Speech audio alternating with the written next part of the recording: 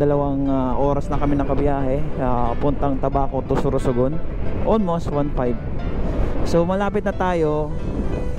So, nandito tayo sa Sorsogon City para pumunta sa sports complex nila, vehicle training.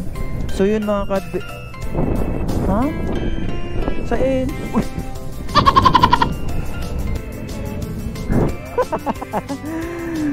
So yun, di balik guys, hindi namin alam pa kung saan pa puntang complex ng Sorsogon.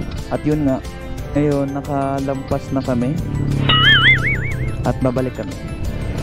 So ginamit namin mga ka-adventure yung yung GPS lang sa Kalam.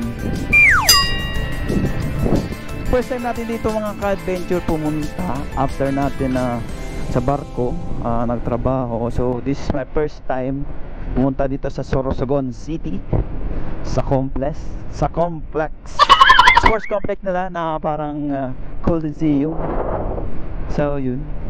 So napakaganda guys ng dito ng kanilang road kasi naka-widening na talaga siya. So yan. Tapos ganyan yung mga bangkingan nyo.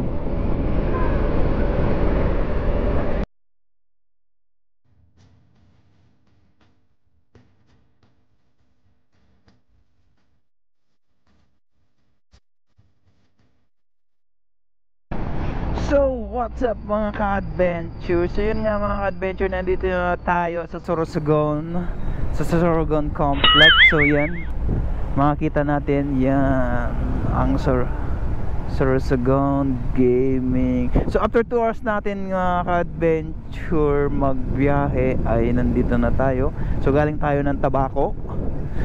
So ito yung complex ng Sorsogon. So yung guys, nandito nga tayo.